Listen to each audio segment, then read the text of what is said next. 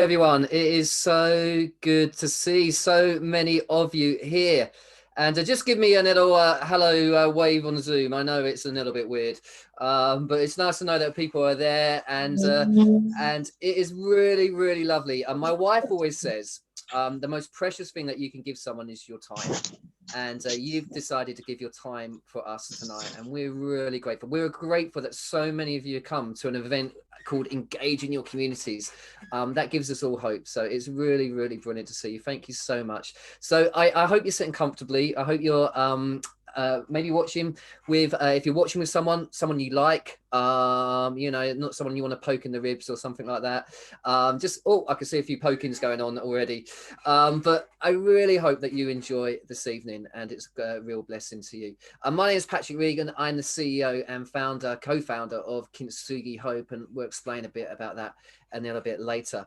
But what we'd love it is if you could tell us where you're watching from the chat. I can see we've even got some guests from overseas as well joining us tonight. So please let us know where you're watching from. It'd be really, really good.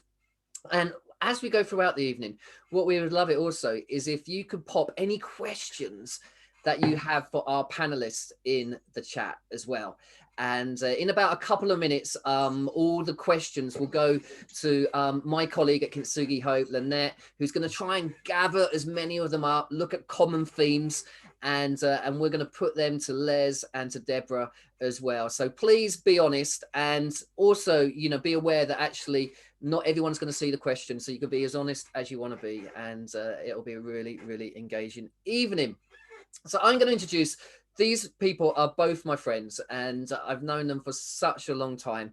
And the first person I'm going to introduce, and she's going to introduce herself and tell you a bit about what she does, is Deborah Green. You will know Deborah is the CEO of Rock, Redeeming Our Communities. Me and Deborah went to Bolivia, will you believe it, together with Frank, her husband, and my wife Diane years ago, with Eric Delve and Roy Crown, some other people you may know. And Deborah's a really amazing lady. So Deborah, thank you so much for coming, and tell us a bit about yourself and what you do.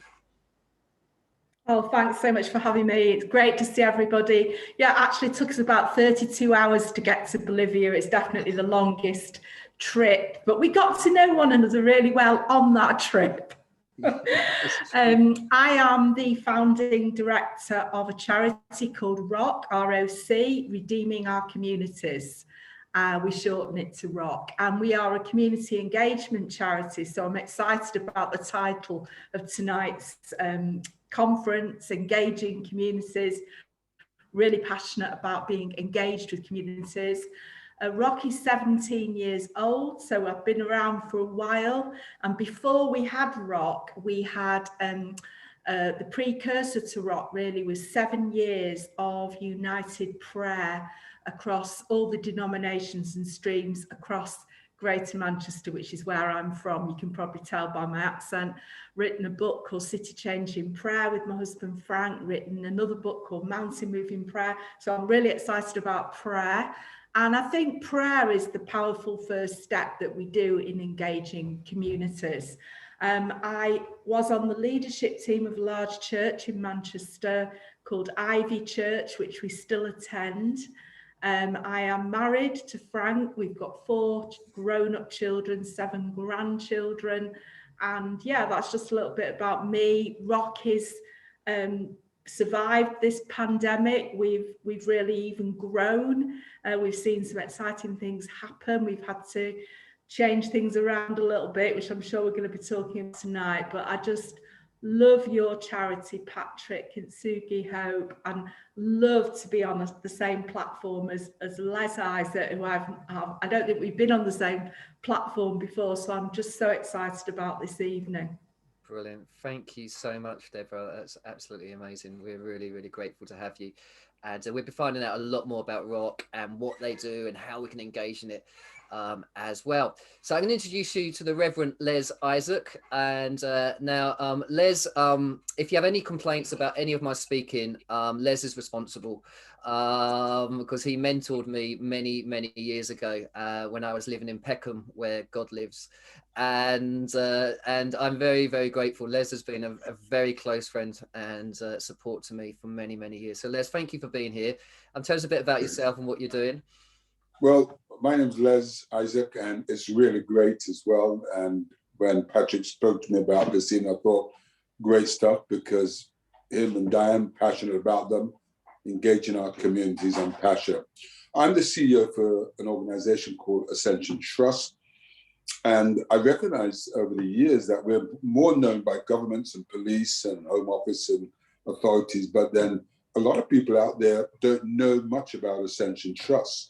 They know about street pastors, they know about school pastors or rail pastors or our prayer guys. And so my job is make sure that it's all going, it's all running, give leadership and give vision, but also to ensure that we stay very relevant. And like all of us here, we've had, and Deborah and Patrick and everyone, we've had to do a lot of changing, adapting, and a lot of trying to find out what God is saying and doing.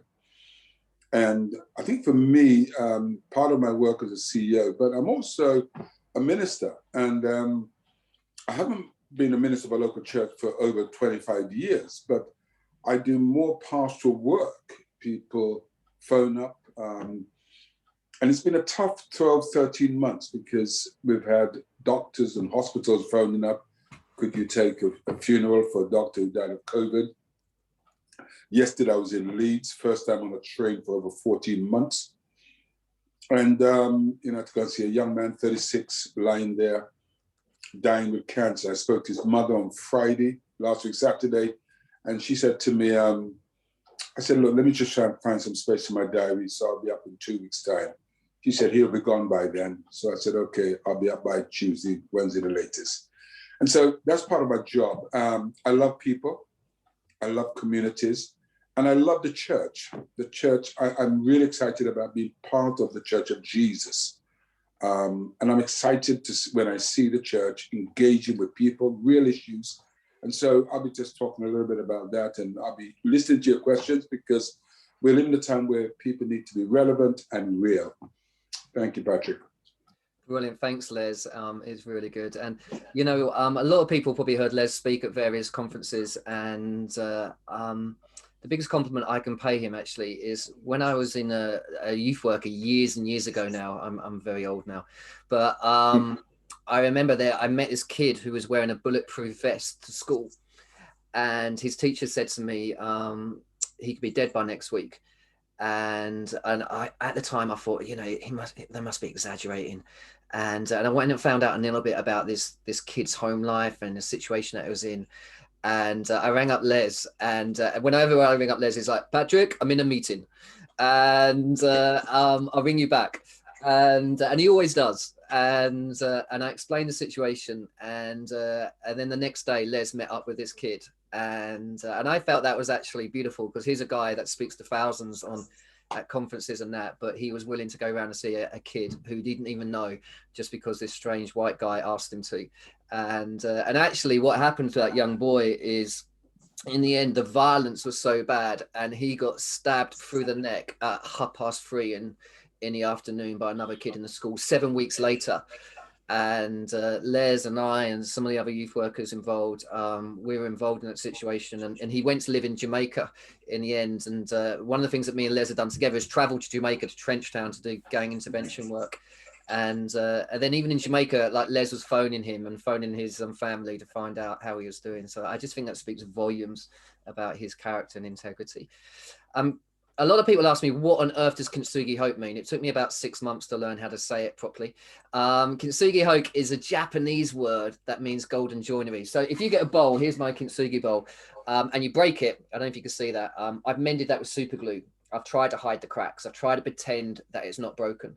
But what they do in Japan is they put a gold powder in the glue. So instead of hiding the cracks, they make a feature of the cracks.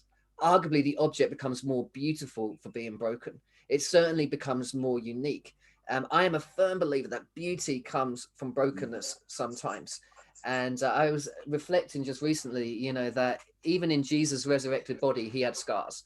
And that our scars are not there to be ashamed of. And so me and my wife, Diane, a couple of years ago, we started a charity called Kinsuki Hope. And it's really, really simple. The main thing that we do is train churches to run Kintsugi well-being groups in their communities. So it's a little bit like a 12-week program, similar to Alcoholics Anonymous, but around well-being. And most of them happen on Zoom at the moment. And it's just been incredible. About a third of them come in are not connected to the church that are hosting. So people from the community. We've got some happening in homeless shelters, happening for mums who've lost their kids to foster care, in businesses, sports clubs, but loads just run by the local church. And today I found out there were 2,647 people have been in Kinsugi groups, and just 120 groups of meeting this week. And so it's been really humbling, just the growth and just seeing what God's done. So if you're interested in running well-being groups for your church, please get in touch, and we would love to help. We would love to serve. We'd love to train, and to see how we can help, because this issue around mental and emotional health is huge at the moment. And I think that's why we've just seen such an incredible growth. And so please get in touch with us, and we'll put the details in the chat later. But first of all, I really want to ask Deborah and Les around, obviously COVID has changed so much for us. How do you feel at the moment that churches should be responding to what's happened? Deborah, why don't we start with you? Yeah, well, I think we have to adapt, change. I'm going to say something which may be a little bit controversial. I almost feel like it's been a bit overdue that we change. I feel like we needed something that caused a reaction in us, that sort of shifted us out of our comfort zone, if you like, and made us think differently about the situation. And I used to work with a guy called Mitch, who's from Northern Ireland, and he had this scheme when the church has left the building, and churches had to sign up to leave their building for 4 weeks and use all the time that they would have used inside the building, outside, doing community-based activity. It's a really controversial thing, but we've had a bit of a similar experience of that over this last year. And I would say we've had to learn new innovative ways of reaching community. And I've noticed in chat already tonight, some friends that lead our rock group in Weston-super-Mare, Penny and Dave Hines, are on, and bigging up them. I mean, they've been amazing throughout COVID. They've done Corona kindness projects where they've coordinated all the churches across Weston-super-Mare to just deliver people shopping, just check on people, how they're doing, pick up prescriptions. They've coordinated so many activities. They did a fantastic big carol service at Christmas on the pier. They've done so much great stuff, and it's just forced us to think outside the box and think, how can we do things a bit differently? How can we engage better with our communities? Yeah. Because Les, we need to change, don't we? We need to embrace what's gone on. People are hurting. People have lost so much in so many ways. And so the way the church positions itself in this time is really important. I think for me, the saying that the church is the only organization that exists for its non-members should have become a reality at this moment. But I think there are two things happening. One, church members are recognizing that actually we are our brothers and sisters keepers. So we find people are checking up on each other now. They're having these conversations internally, but also equally, people are reaching out and discovering the needs of their community. Now, this poses challenges for congregations who gather, okay? It poses a challenge for them. But it also poses an opportunity because they've got to ask themselves the questions.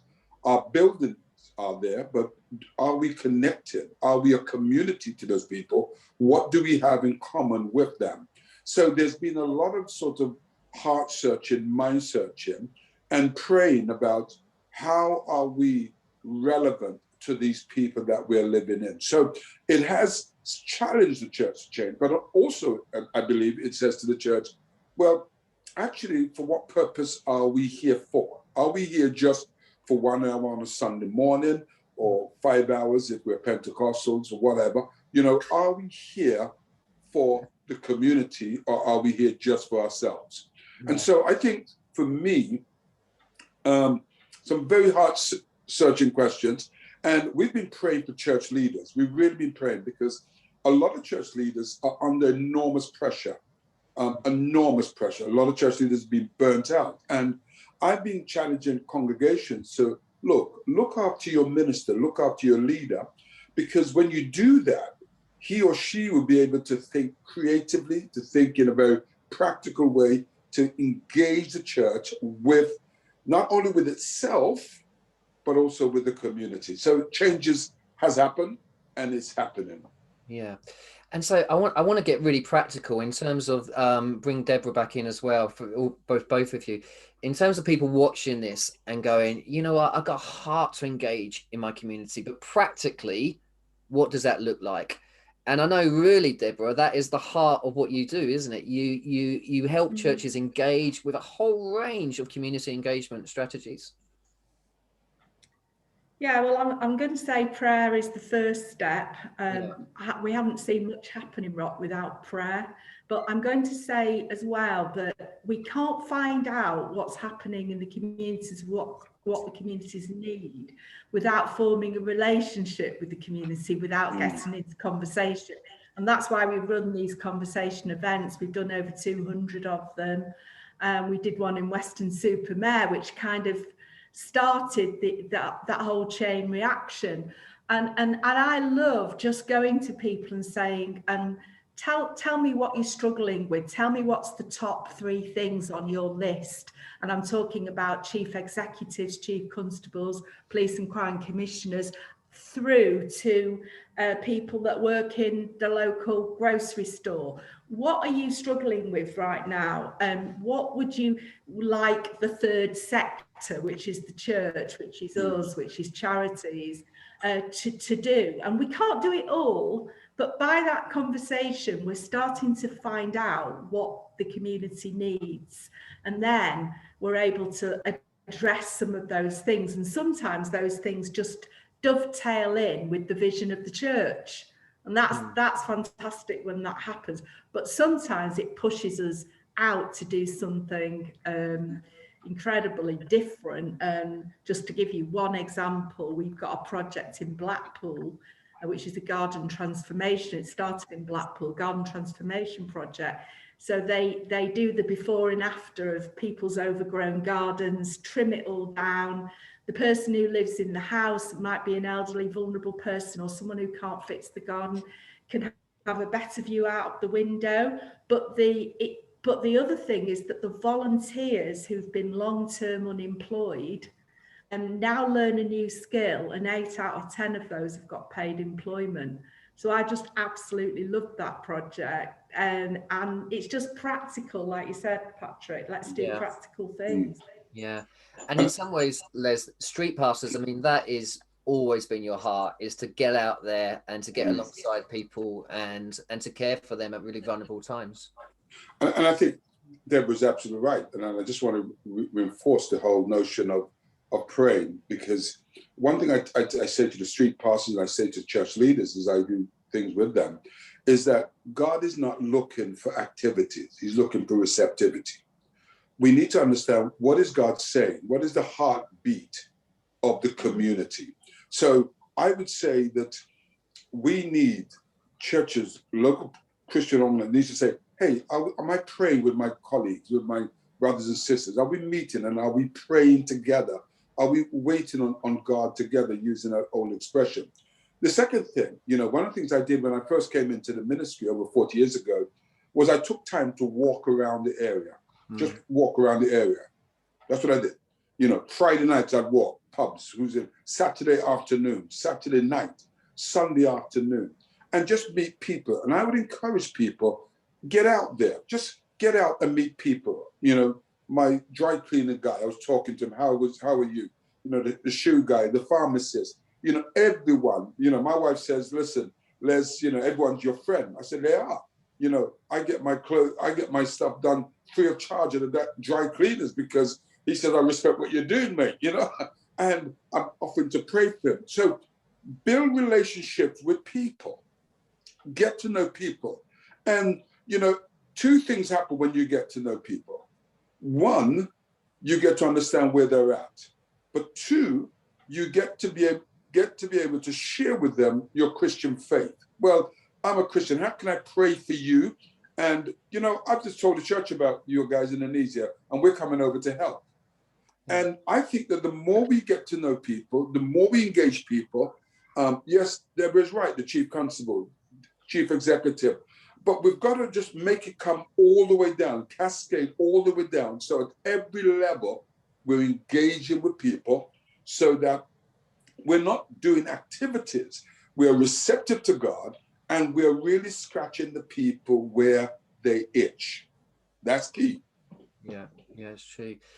You know, it's interesting though, isn't it, that with what we've been through is, I've been thinking a lot about this, obviously, around how, you know, let's not bounce back, let's bounce forwards.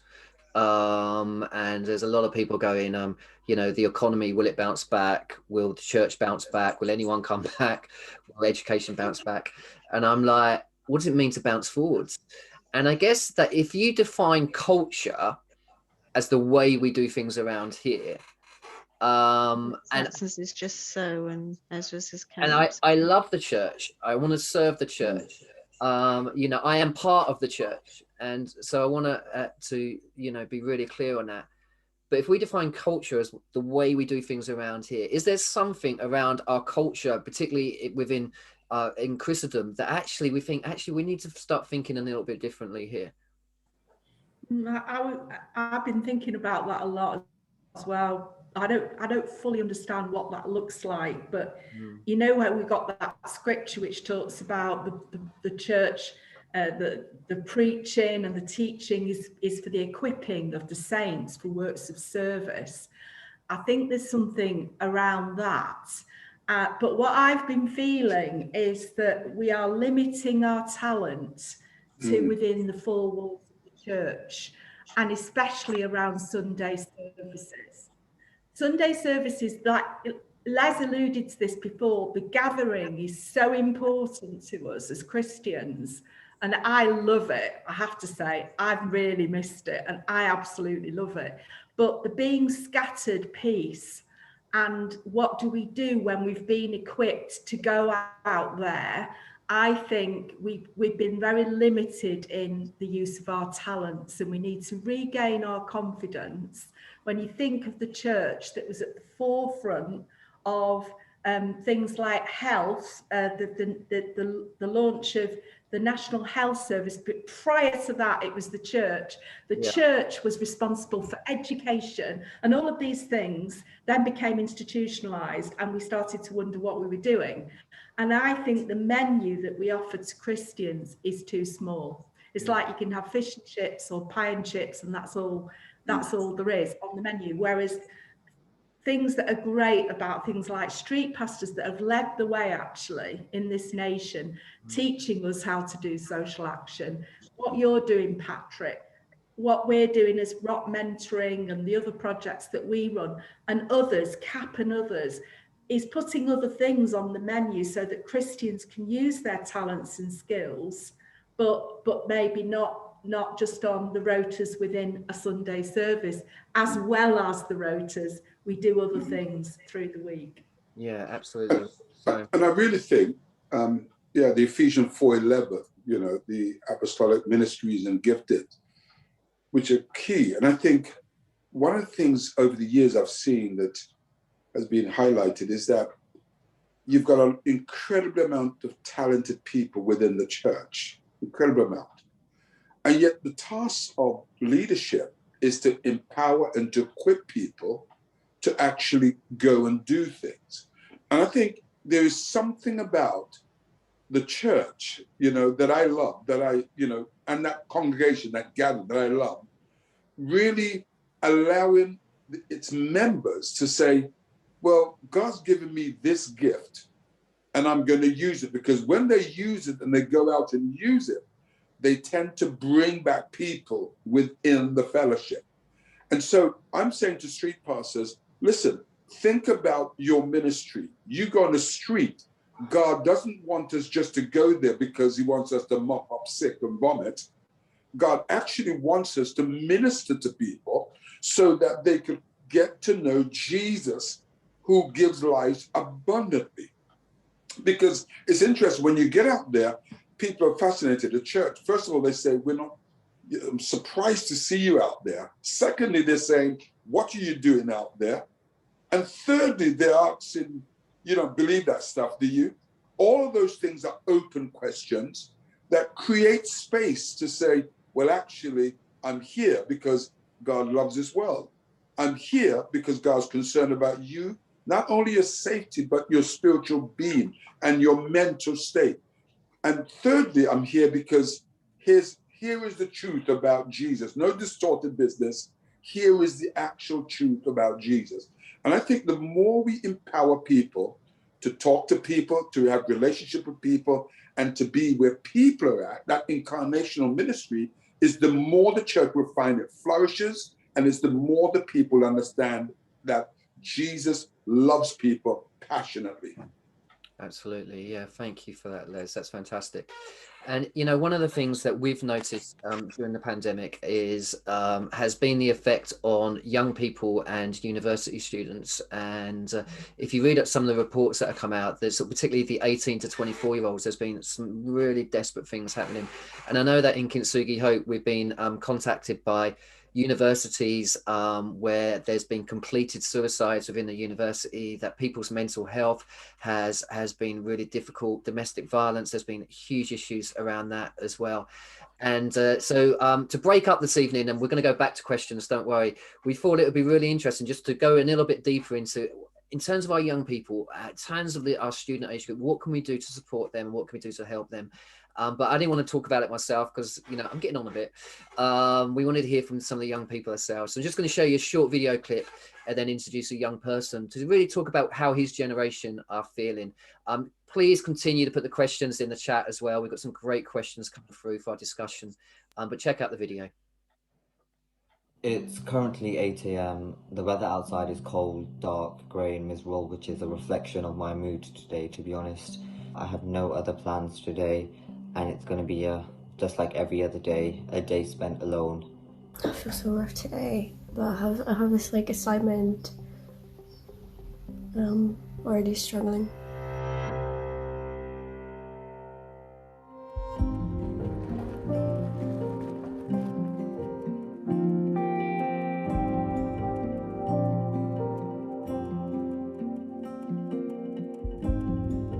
At its worst, it's been 3 days of just lights out, blinds down, and just the only time I ever leave bed is to go to the bathroom. You just feel like lifeless in a way, just feel just like dead.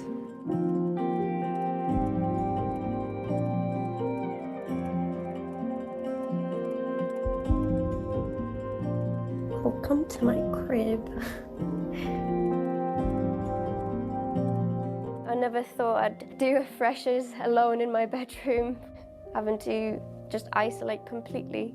It's been a long, tiring day staring at a screen all day, working, and not being able to meet friends and socialise with people on the weekend as a university student it's definitely weird and has definitely taken its toll on me. With the added stress of COVID and not being able to meet friends and meet people, or even socialise with the people in the same building as you, adds to that stress, and it definitely makes it much more difficult. You have to go an extra mile to form any sort of friendship, so you have to be on social media, you have to reach out to people on your course actively, and because I have quite bad anxiety, that's really, really difficult for me. If we're being treated like second-class citizens and we're being forgotten about, then what's the future of the country going to look like, you know? Because that's us, and we've been impacted so negatively by this, and we haven't had much support. In halls, I was very much sort of isolated, and even though I did have that contact with my counsellor and people who would be there to support me, to me they were like strangers, so it was really hard to open up. At one point I know I wasn't where I wanted to be, and it was really difficult to reach for help. The university accommodations and the government all telling us to come back was the start of the problem, to be honest. And then it just got worse as the truth slowly started being told that, oh wait, no, you don't have any in-person lessons, you're going to be stuck in your room, lockdown's happening. The effect this has had on me now and other students, like personal life, mental health, all of it, is just going to be, it has been negatively impacted, and it's going to last for a long time. I don't see it going away anytime soon.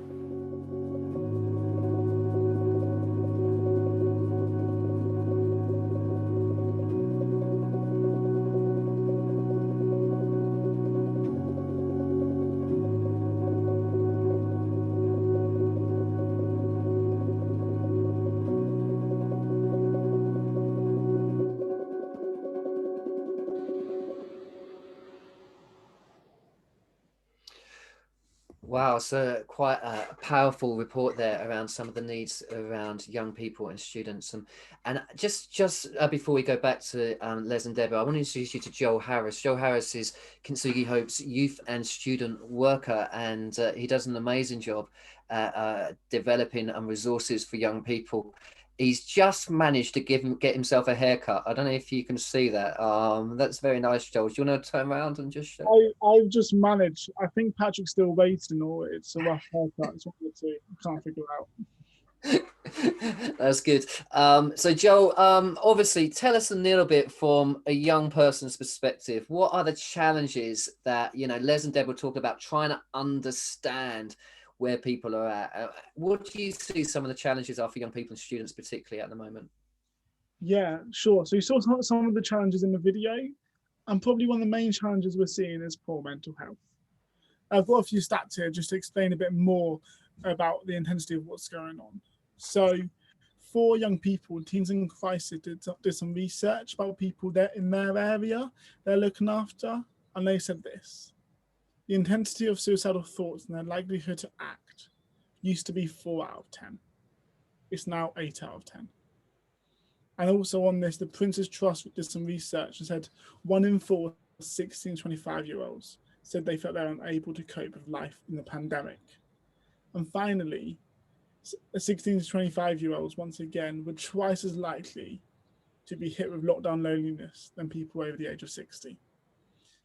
So it feels like actually my generation, we're struggling right now. And the reason for this, there's a few reasons why this is happening. The first one is for young people mainly, is how I like to explain it. To picture it last March, go back to March. Imagine when you guys were in high school. There's a lot of security there.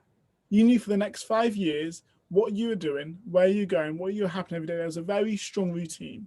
And you don't realize it, but there's a very big routine. That's why when you leave school, something like, what is going on?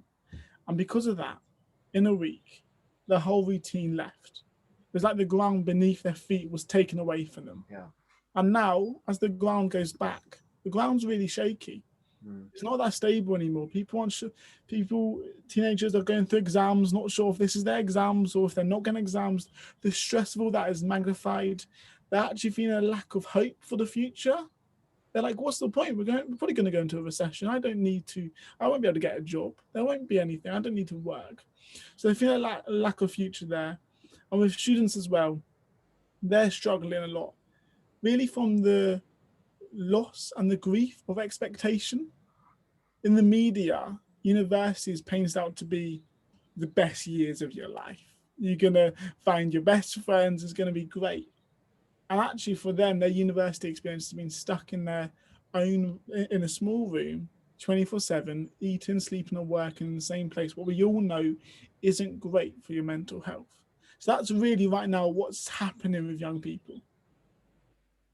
Fantastic. And tell us, in terms of, because some of those statistics, they are quite sobering, aren't they? And I think that the challenges in the pandemic and the way that it's often presented is that we can get our hearts hardened to that. And every statistic is a life. Every statistic is a person, is a family, is a situation that's going through.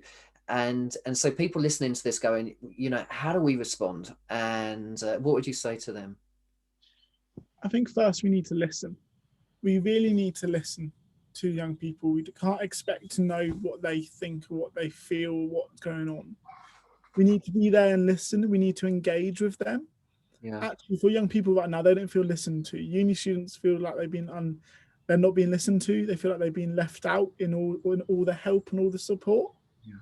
So actually one of the major things we can do is listen to them, is walk alongside them, is journey with them, and to hold space for them, to create a safe space where they can come and they can chat about what's going on.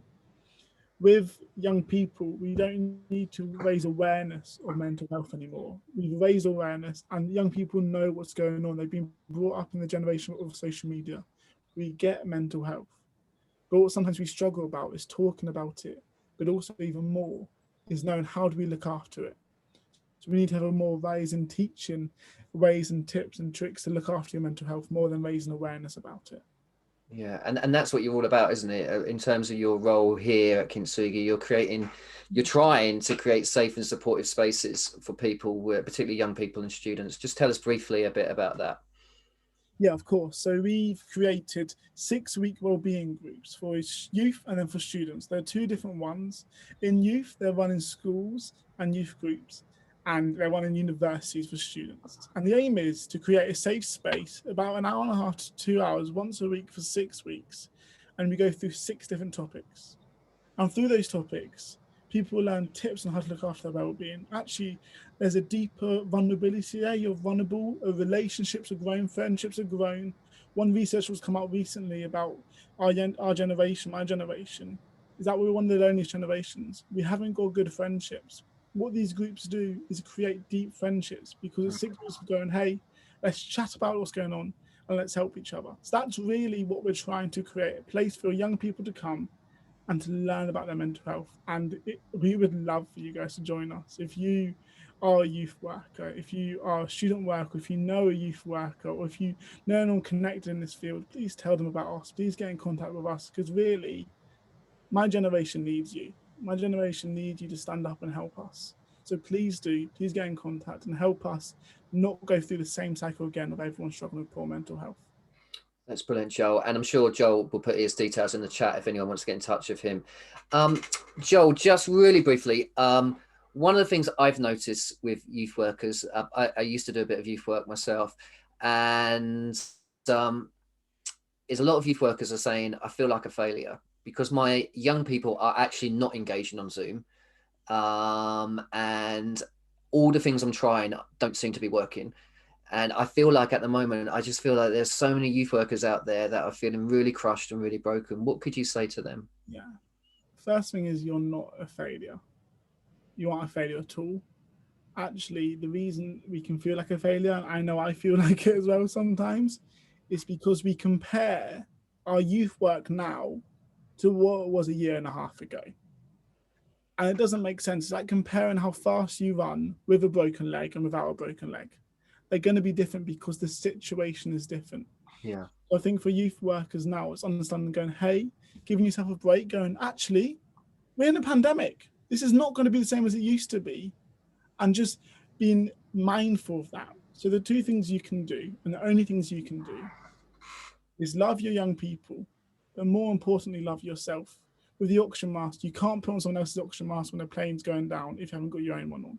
So love yourself, go gently, and just love your youth. And that's really all you can do. And that's all they want you to do.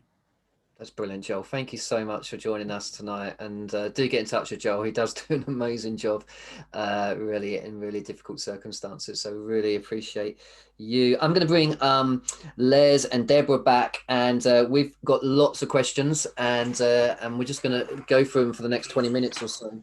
And there's a question here that says, can you give us any ideas or strategies for mobilizing the church into action?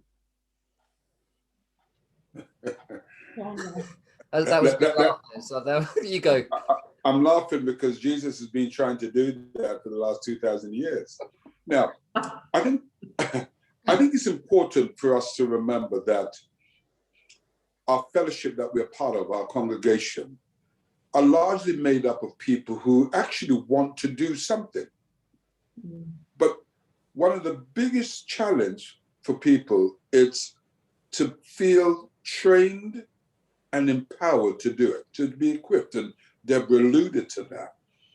We need to instill confidence in people about, what they're able to do. And it's not we're not saying to people to become the leader or to do something extraordinary in terms of publicly up front, you're performing at the London Palladium.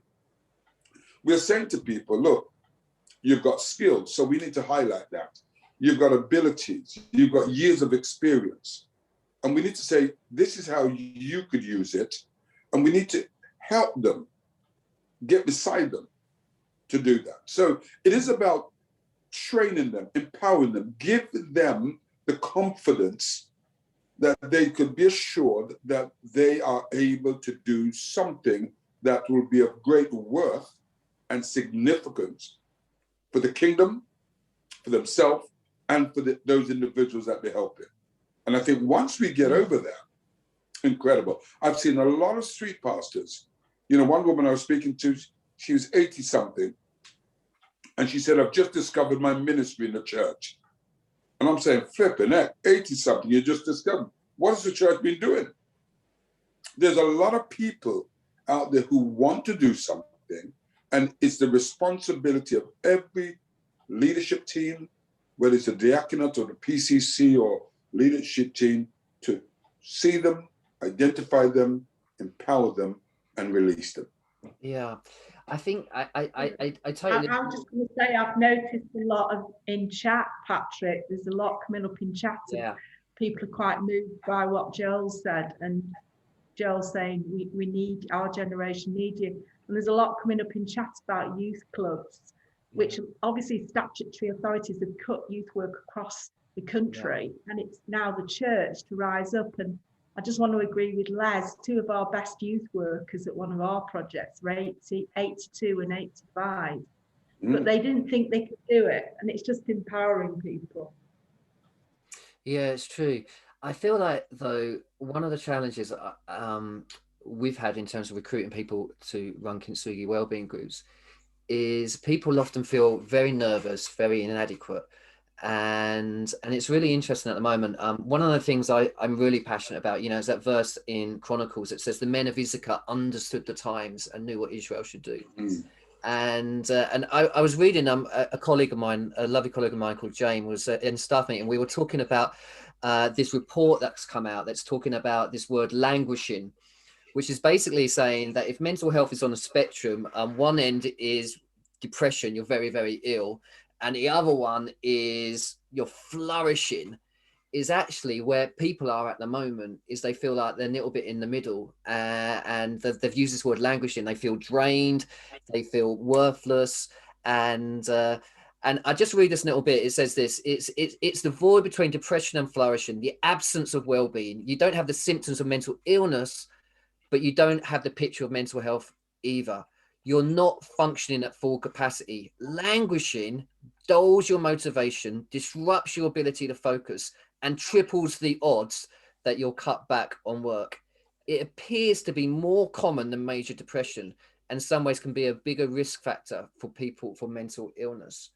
And it's like people are exhausted, and it's like, how do you talk to those guys and say, come on guys, you've got to engage with your communities? Do you understand when you're feeling like that? Yeah, I was actually reading a little bit about this today, and I was looking, I don't know whether people have heard of the sort of challenge support matrix. We've used it a few times when we've been doing trainings, and where you have high challenge but low support, it leads to stress or anxiety. But where you have high challenge and high support, it leads to growth. And what I was thinking, really been reflecting on, the people that we've been meeting with over this last year in churches, and it came out at Spring Harvest 2 weeks ago as well, is people have had a really difficult year, like Joel's been saying, even more so than before. There's been epidemic loneliness across all the age groups, actually. Yeah. And I think what we've really needed is that pastor. You know, big up the pastors, those amongst us who've got that pastoral gifting and shepherd kind of gifting heart. Let's look after them, because we've needed that support. And sometimes when we've got that support, we can thrive and we can do challenging things that we never probably thought we could do, like become a street pastor or set up a one of your well-being cafe hubs, Patrick. If we've got that support, we believe in ourselves. And I just wonder whether we've lacked that support. We've not been showing that kindness to one another over this last year, maybe as much as we should have been doing. Yeah. But it's interesting. I was walking on my street, just come back from a walk, and I met an elderly person. Now, do you know that more people are giving us eye contact now than ever before? People are giving us a nod, or you try to avoid someone and they say thank you. And I saw this elderly lady, and I said, good morning, how are you? And she said, I'm still alive. And we just paused. And I said, I'm glad to be alive as well. And here's this black guy, this elderly white woman, and we're having this conversation because we recognize that both of us have been in the same boat, or we are in the same boat. And because of the situation, we're talking, we're valuing our life, and we are having that dialogue, that discourse about life and how precious it is. And I think for me, those students are saying they're lonely. I'm in this room. And it's not that people have never been lonely. People have always been lonely. Yet what COVID has said to us, actually, in our loneliness, here's an opportunity to share it with someone, because now we do now understand that loneliness impacts different people in different ways.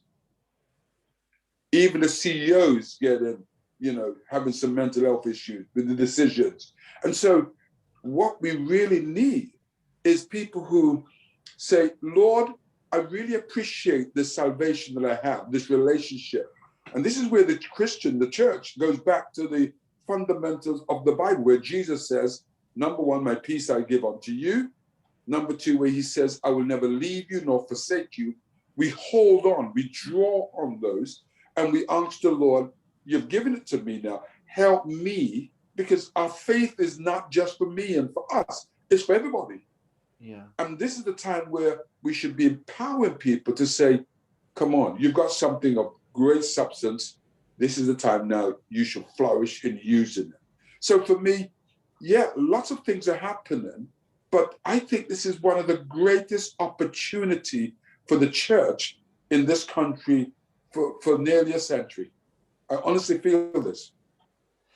I feel like for some people, they feel really burnt out, and there's a sense of, and I'm going to talk about this towards the end of the evening, but I think it's almost how we view mission a little bit, and the way we frame this conversation. But I think actually the best thing, I always say to people, the best thing I could do for my mental health is kindness. It's the best drug. And kindness towards myself, but also kindness to others. I feel like we're designed to do that. And actually, if you notice during the first lockdown, there was a real sense of looking out for each other. But actually, I feel like in this lockdown, that started to fade a little bit, and we started to go a little bit inward looking, and it's almost been like survival of the fittest.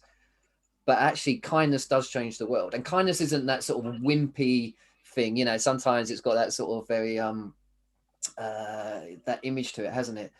And I think it goes for kindness in the way we communicate. I feel a little bit aggrieved by sometimes the way we communicate to our politicians, as if they're not human beings. And I don't agree with a lot of what they say, but actually there's surely got to be a way that the Church of Jesus Christ isn't just known for what we're against, but surely that we're known for what we're for, that we're for the poor, the marginalized, the broken, and those that live on the margins of society. Yeah, I still feel like it is a little bit the way we don't view people as mission projects, but we start to view them as friends and what we can learn from them. And Deborah, I know that that's been your heart for ages. Yeah, absolutely. And we have to organise kindness sometimes. I mean, it's a fruit of the spirit. It should be oozing out of us. Sometimes, we struggle, and we make ourselves think about what does an act of kindness look like. How can we genuinely love people? How do we even get to know what those people need? Because I hate it when we assume what people need and we do something to them which they didn't really want, and we're answering a question that they weren't even asking. I think we've got to move away from that, but finding out what people want. And one of the things that I've found so moving in the last year is the number of conversations that I've had with teachers and head teachers in schools across the UK. And these are people that have attended our Rock Conversation events as VIP guests. And I've interviewed them on the platform saying, oh, what's it like to be a head teacher, and what kind of things are you struggling with, and how can we support your schools? And then they're on Zoom with me in tears this last year, just saying, you know, I one head teacher from, I won't say where he's from, but his wife is a teacher as well. He's trying to homeschool. He's trying to run a school. He's got mental health issues, you know, coming out of his ears with his young people. He's got problems with his budgets. And then he's got people criticising him as well as a teacher because you're not doing it how we want it done. And it's the kindness toward people, like Leslie's saying. We're all people who bleed and who hurt and who have pain and who have dark thoughts and fears. I love that about you, Patrick. You've always been real about, you know, I'm not this sort of super spiritual Christian who never has a bad day. You know, you've shared it with us. And I think that's one of the things that we warm to. We warm to our brokenness. It actually helps me when I share that with other people, and when they share that with me, and we can be kind to one another.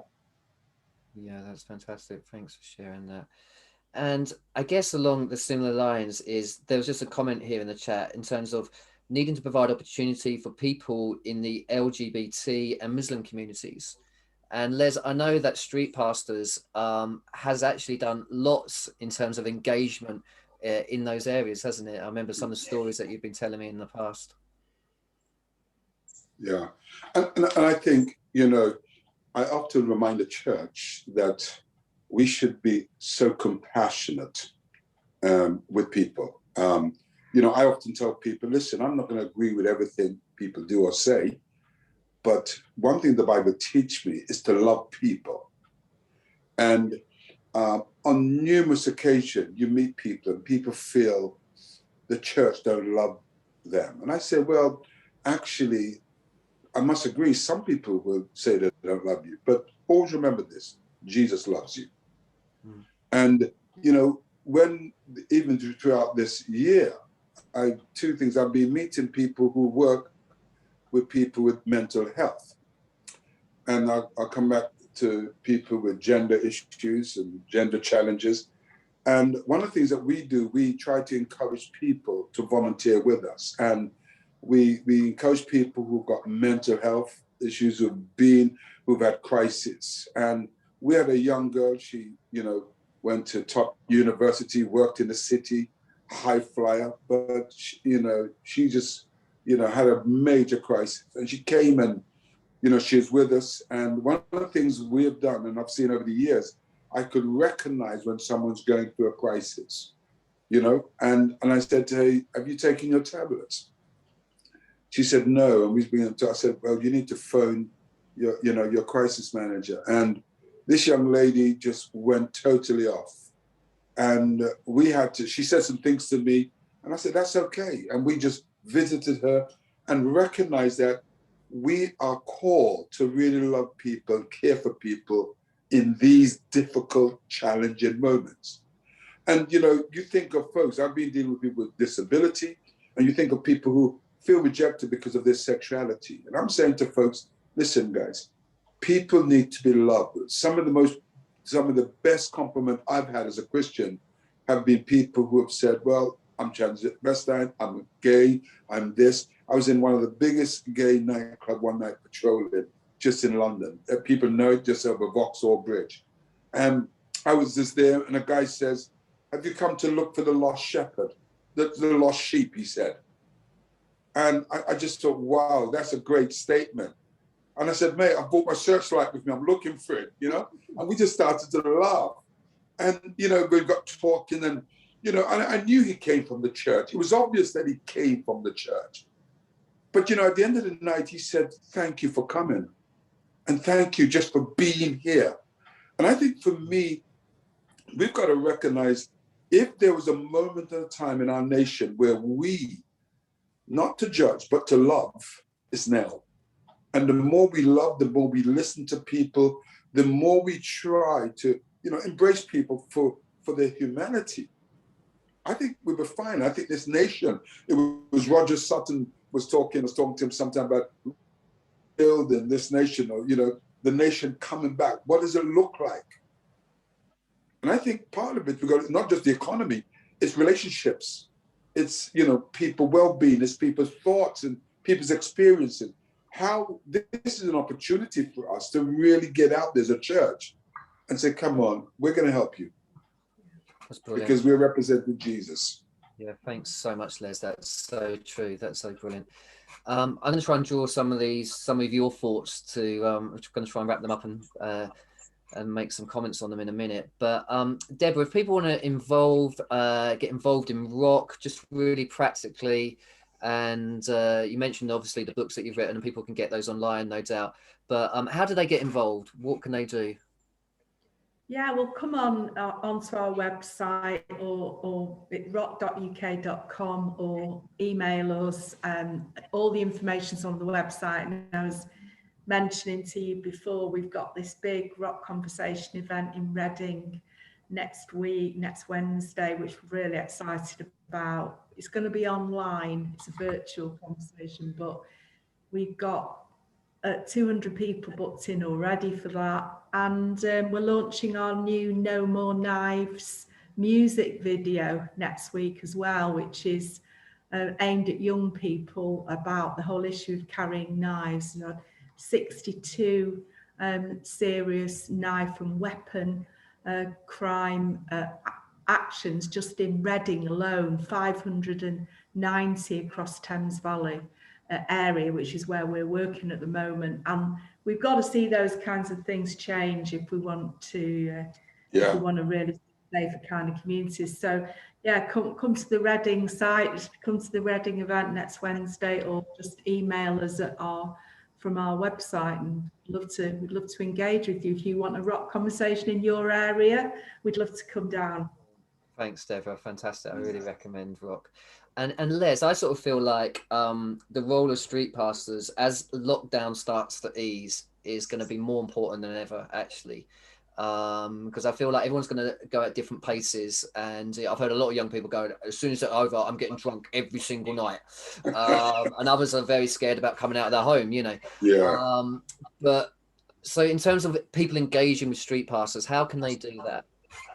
Well, they can visit our website at streetpastors.org.uk, and you know, I say to people, what is really important is, number one, they are part of a fellowship, a local fellowship. Because if you're going to help people, you need to be helped and supported as well. So if they go to the website, they could reach out to 240 initiatives around the country and be part of it. They will find all of that. But the second thing I say to people is this: Street Pastors is not just here just for like a mission for 2 weeks. You know, it takes us a year to really get to know the people in our community.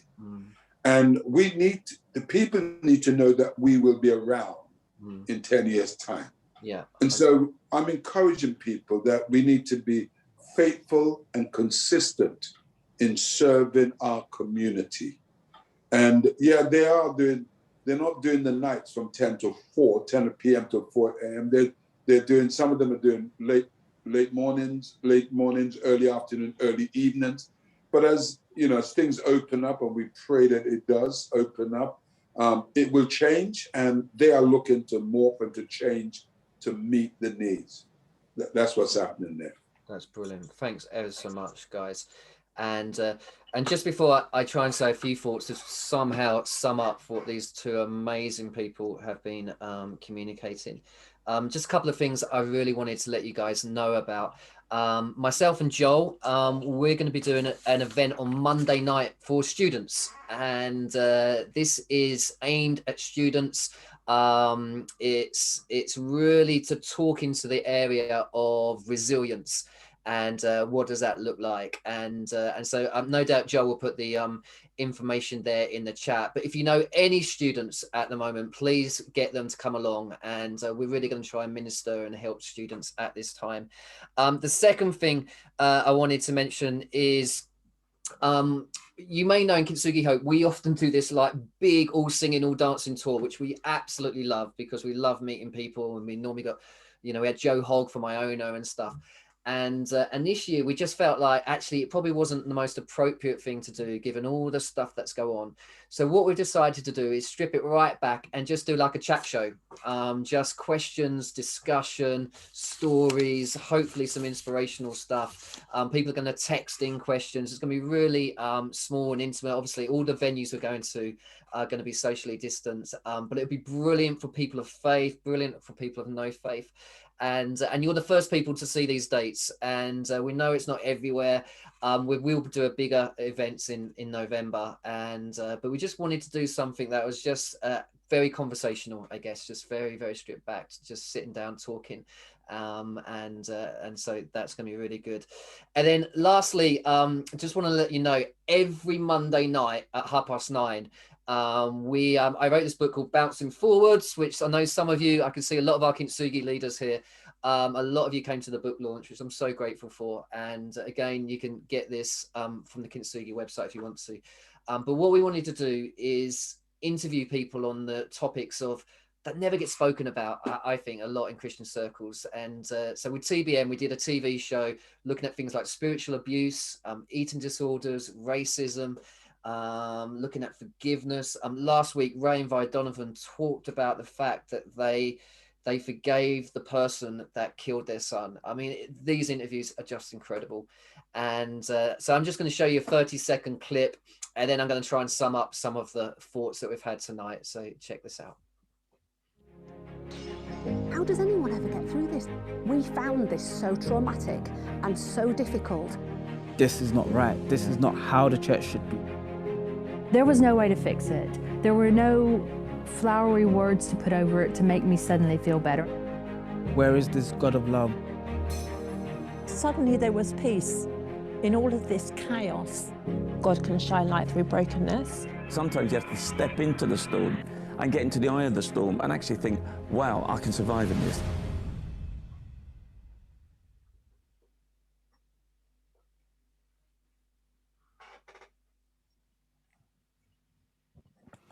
So I just wanted to take a little bit of time of just explaining 3 things that are really, really key to me in terms of this conversation around how do we engage with our communities. A lot of my influence has been through this book, Toxic Charity. You may have heard of it. How churches and charities hurt those they are trying to help and how to reverse it.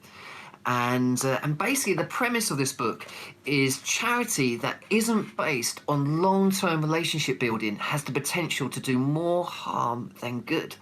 So my number 1 key about engaging with our communities is simply, it is all about relationship. Relationship nurtures the belief that change is possible. Now, many years ago now, I got asked to endorse a book. I often get asked to endorse books. But this one really caught my interest. It was called The Weight of Mercy by Deb Richardson Moore.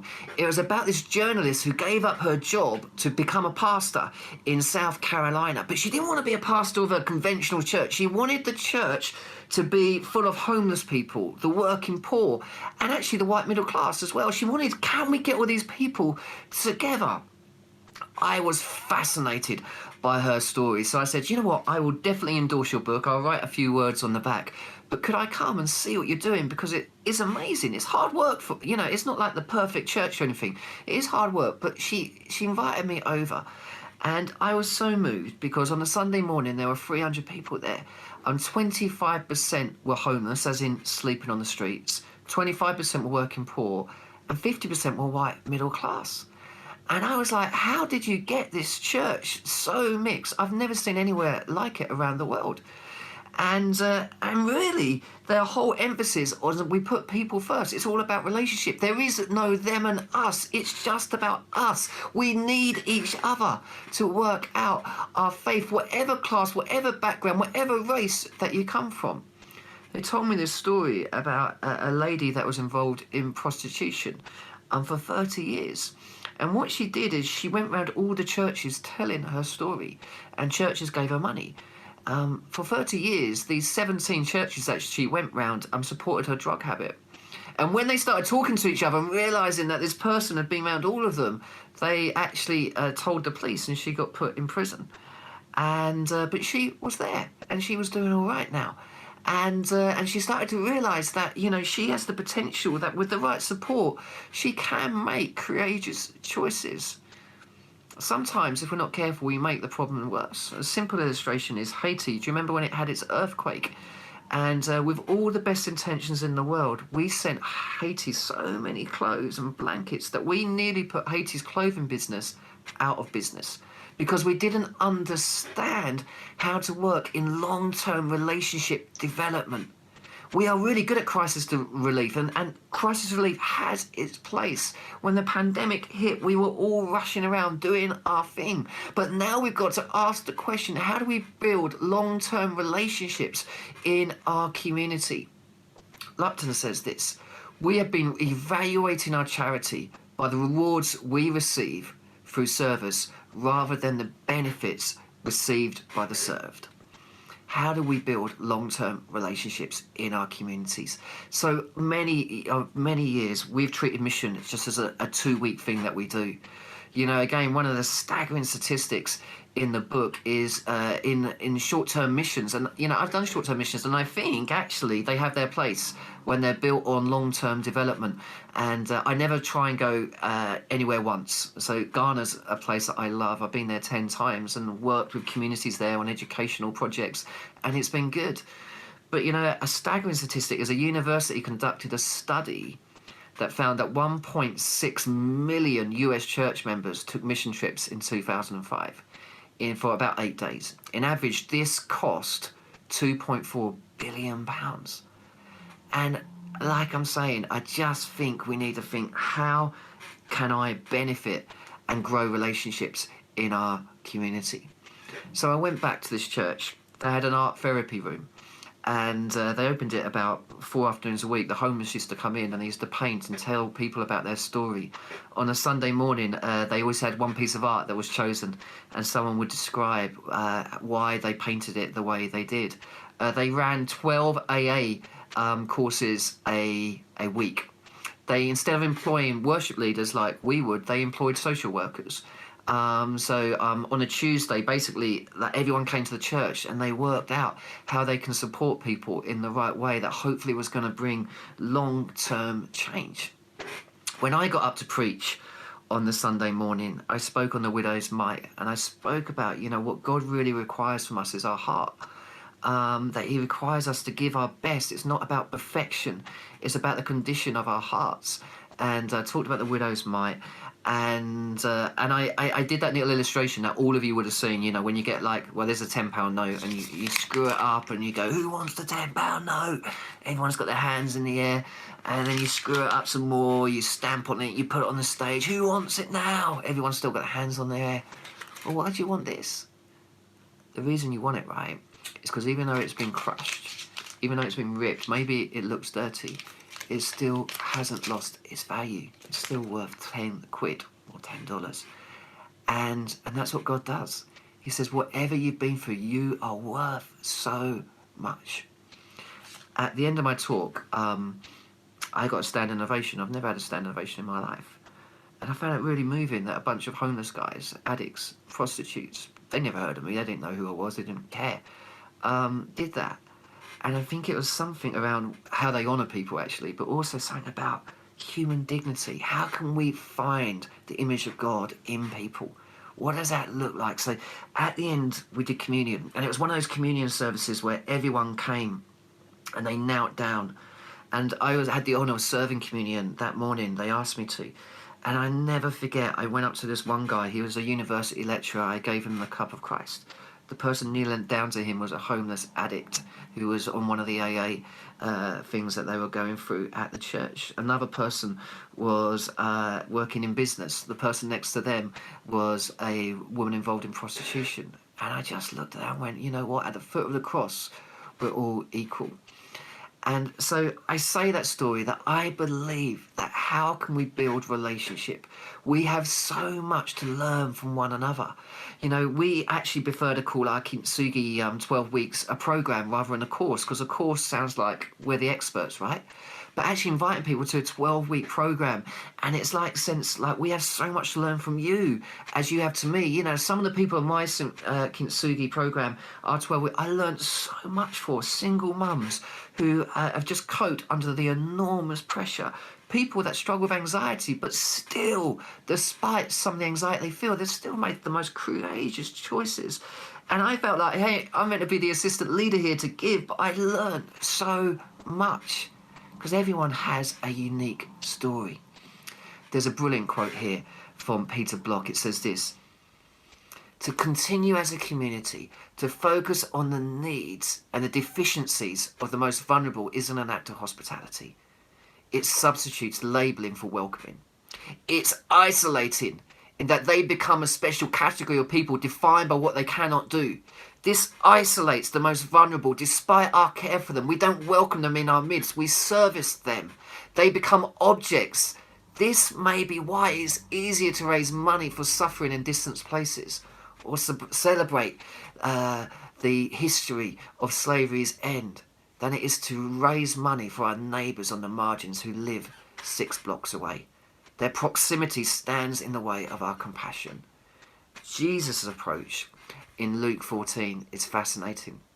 He starts criticising his guests for inviting rich neighbours to dinner. And he doesn't say they should have saved money and gave it to the poor. He says, you know, if you're going to throw a banquet again, invite the poor, invite the crippled, invite the lame, the blind, and you'll be blessed. Invite them. That people are not service. We are not the rescuer. We are there to go and love and to care.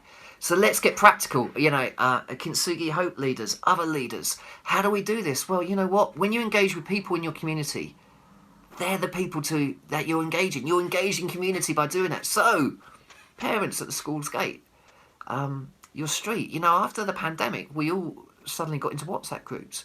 Why don't they invite them to a Kinsugi wellbeing group or something else? Rock or street passes, whatever it is, reach out to those people. How about your kids' football team?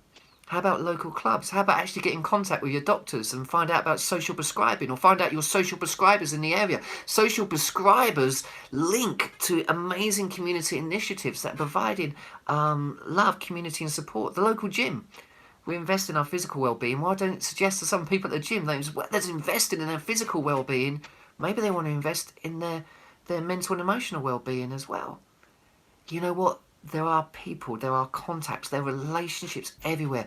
Let's engage with them. Let's ask the question, what's unique about the needs in my community? I remember when I was in London, the local school had about 65 mother tongue languages. And when I found this out, I realised that a lot of the kids weren't thick or stupid. They just didn't understand what's being taught. So a really practical thing is we just help kids with their reading. There was no hidden agenda. You know, we didn't say you now need to read the Gospels. We were reading books that were appropriate for them to read at that time. But through our love and service, they often ask, why are you doing this? And of course, you can talk about your faith. Communities are often based around an interest. One of the things that was really exciting me before lockdown was some farmers said to us, we're going to start a wellbeing group in a farmer's market, because suicide rate amongst farmers is so high. And I was like, what an amazing idea is to go there in a place where people get together, they have common interests, they have common struggles, and to form something. Businesses, sports clubs.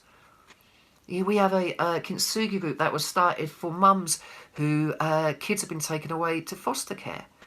And it was beautiful that actually, you know, on week 4, the week 4 is on shame. And if you've been taken, your kids have been taken away into foster care, you know, your self-esteem is so low. And what happened was a lot of the mums would sit there with, just so you could see their silhouette. You couldn't actually see their face because they were felt ashamed. Because week 4 is on shame, and week 5, one of the mums who'd sat there in almost darkness had the light on, and she could be seen. That's what Jesus does. He helps us step out of shame. And so we can engage with our community wherever we are. We do not have to start getting all weird about it. We can just start building relationships. We can talk about our faith. We can talk about how our faith helps us with anxiety sometimes. Other times it can be really hard. But we can talk about these things, and let's do it in a way that just feels a little bit more human. Let's not be scared about it. It talks about in Peter to give a reason to the faith that's inside of you. Let's talk about it. The second key thing, and I'll spend less time on this, is I believe that one of the best ways to reach people, the most effective evangelism tool, is to be honest. You know, that's what people are craving for at the moment. Sheila Walsh says this is so true. My brokenness is a better bridge for people than my pretend wholeness ever was. Interestingly, week 7 in Kinsugi is on perfectionism. This one group told me that half of the people doing the group were Christians, half of them were non-Christians. When it got to the week on perfectionism, the non-Christians said to the Christians, well, we thought you were just a bunch of do-gooders. But for the last 7 weeks, you've talked about your frailties and your vulnerabilities. And I realised that actually your faith makes a difference in the mess and complexities of life. And then they just describe the gospel. You see, honesty doesn't put people off. You know, since I started Kinsugi and started talking about the beauty out of brokenness, I remember talking to someone at the school gates, and we started talking about this. She went, you know what, I'm an alcoholic. I've told no one. I remember being in the BBC talking to someone, and they started telling me about their cancer journey. I hardly knew them. I remember being at a kid's party, and one of the other parents, I was describing what I was doing. He looked a little bit like Phil Mitchell, and he went, yeah, because I have anxiety. And we had this incredible talk about anxiety. I remember going into a maximum security prison, and I preached on anger. And they were really scared about me preaching on anger because the week before in chapel there'd been a fight. But I talked about anger being an emotional response to pain. I don't know how many sermons you've heard on anger that isn't Jesus and the money changers. But anger shows you something's wrong. You know, that's why, again, that's in the Kinsugi program. And we started talking about this, and we realised that actually, as we are honest, we can make a difference. Just check out this clip now from my wonderful friends in Bristol who did this little film. Check it out. You know, life is about connection with other people, and the only way we can really connect with people is to be honest. Kinsuki Hope has helped me realise that it's okay not to be okay. The power in this is when people start to think, oh, I'm not on my own. I'm not alone. There's other people that feel like I do. Kintsugi is a Japanese art form for repairing broken crockery. They actually make a feature of the breaks and infill them with gold. The whole thing is made more beautiful and more meaningful because of its brokenness. Being honest isn't weak, it gives its strength, its courage. It really helped me just as a starting point to sort of discover a lot of these issues at a deeper level. It's about getting to know yourself, really, rather than living by other people's values. Kinsuki Hope allowed me to be welcomed into a group of people where I could be honest with myself in front of them and where there was no judgment. It sheds light on the way you're feeling. It sheds light on why you are the way you are. And once you receive some of that light, you see more light at the end of the tunnel. It's a journey to healing.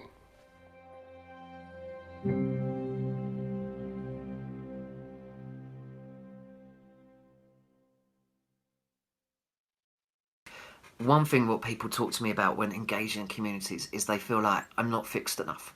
I'm not perfect enough.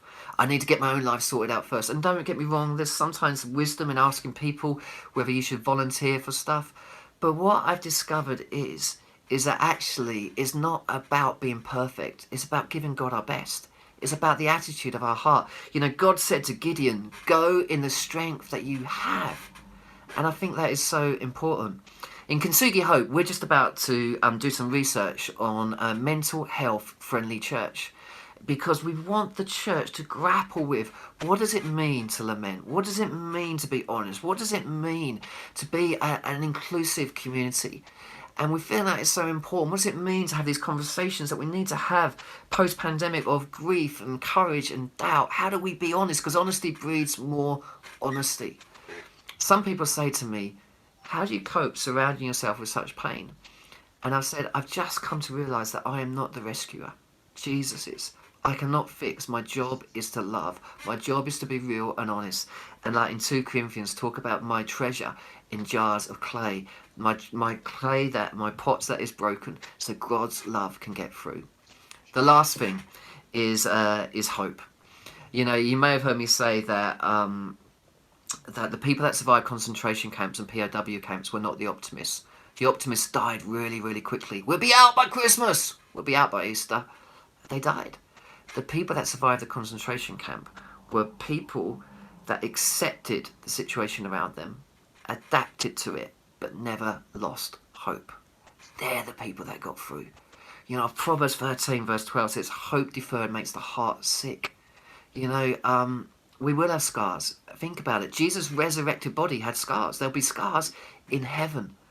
But I do believe this, that often the things that we face in life don't have to be life sentences. So poor mental health doesn't have to be our life sentence. Poverty, I pray to God for some people, and I know it's hard when you get trapped in that cycle, doesn't have to be a life sentence. Jacqueline Natrovic said this, inspiring hope in a cynical world might just be the most radical thing that you can possibly do. We've got to keep hope, seeing the grass growing through the cracks. And I believe that that's what we're called to do. You know, there is a big difference between skepticism and cynicism. Jim Wallace said, you know, you guys in the UK, you are a skeptical bunch. And actually, it's okay to be skeptical. And skeptical asks lots of questions. But cynicism says nothing will change. Let's not become cynical. Change is possible. God is doing. Let's engage with our communities. As much as we believe in God, let's remember this. God believes in us. We don't have to be perfect. We just have to give God our best. In conclusion, as you all know, I'm a little bit in the Bouncing Forward studio. I've just written this book, Bouncing Forward. If you want a copy of these, please get in touch. I'll sign it for you. I'll send it to you. You don't write books to make money. You write books because you want to make a difference in people's lives. And that's the only reason that I write books and the only reason I wrote this.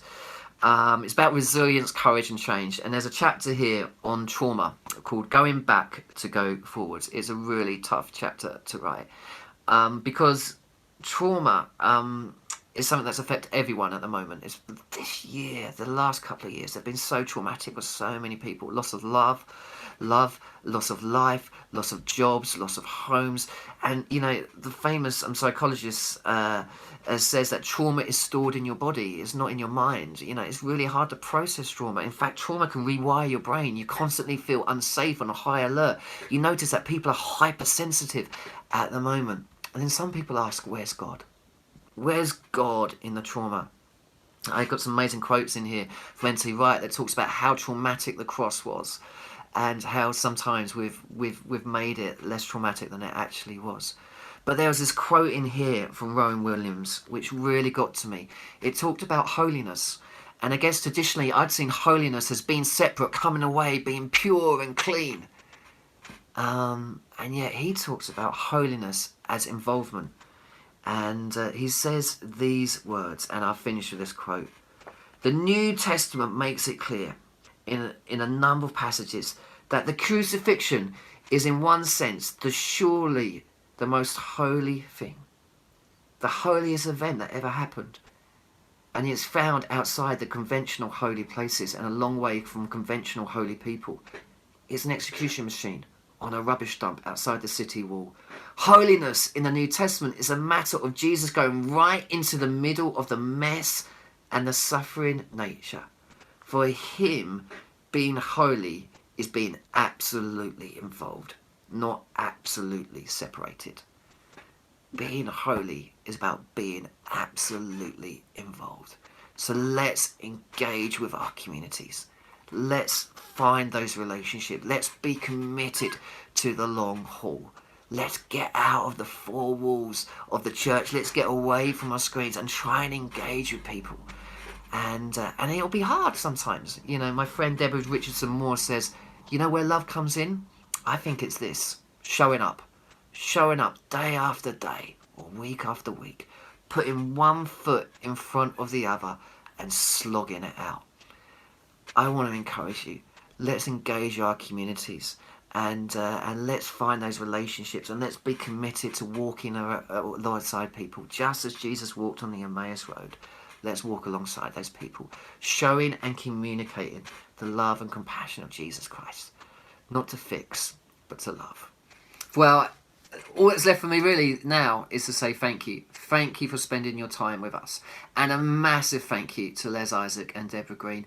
Please check out Redeeming Your Communities and Ascension Trust. These guys are just the most genuine guys. I've known them for so many years, and they've always just been so supportive of everything that I've been involved in. And Les actually mentored me for a number of years, which I feel so honoured and privileged for as well. So do check out what they're doing. You know, Les does a lot more than street pastors as well. A lot of people think it's just about street pastors, but he does so much more. And so do check them out. Their projects are amazing. They're great people.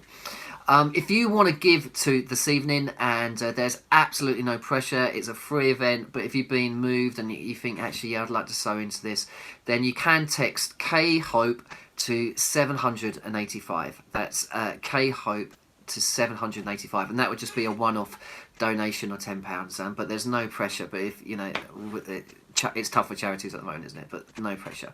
I want to finish by playing you my favourite song. Actually, I haven't done this ever before. It's by a guy called Roy Vance, and it's one of those story songs that I think is just beautiful because it just speaks of hope. The first couple of lines are this: there's a man on the corner and his clothes are worn, and he's holding out his hand. You can see in the eyes as people walk by, he knows they don't understand. You see, they think he's just going to take their money and then go and spend it on dope. But then a man stopped by him, and I saw a smile inside as he gently whispered, hope. We've all got to be about hope. God bless you. Thank you for joining us. And please, please watch this. It's brilliant. There's a man on the corner and his clothes are worn, and he's holding out his hand. You can see in his eyes as the people walk by, he knows they don't understand. You see, they just think he's gonna take their money and then go and spend it on dope. Then a man stopped by and I saw a smile inside as he gently whispered hope. Well, the tramp started to cry, just kept saying, why, can't you see I'm a dying tonight? Well, I'm 32 and I've got this one pair of shoes and a bad taste in my mouth. I think it's clear to see that even God don't love me, or else why would he leave me this way? But then Gabriel just smiled and said, be peace, my child. Salvation is here today.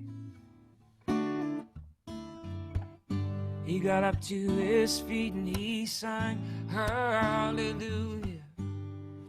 People were turning around in the street. He looked them in the eyes and he sang hallelujah.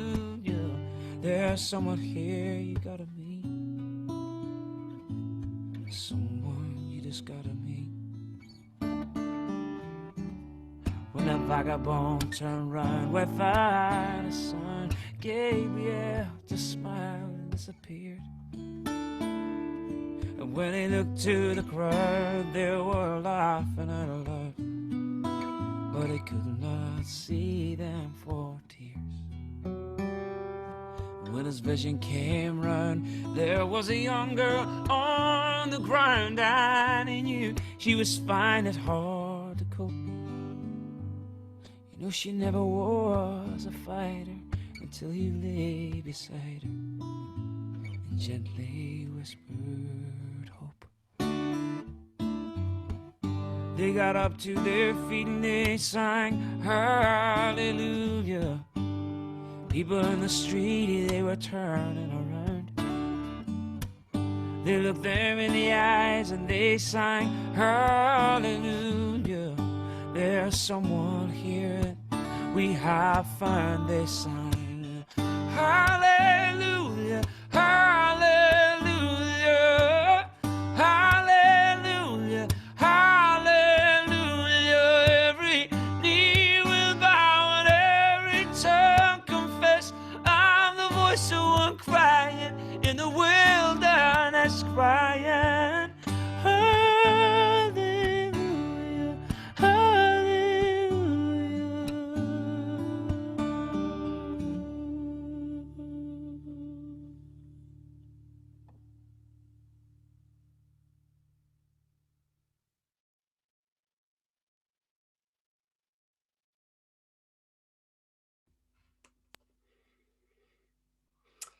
Brilliant. Thanks you ever so much, everyone, for being here tonight. We just really, really, really appreciate it. And, you know, sometimes doing stuff on Zoom is a little bit difficult, and because you don't get any feedback. So please, will you show your appreciation to Les and Deborah in the chat? Just say how much you appreciate who they are, what they've done. I think that will mean a lot to them. So please do that. And again, you know, get involved in rock, get involved in Street Pastors, check out the books, all that stuff. Bless you so much. And do remember this, that as much as we believe in God, God also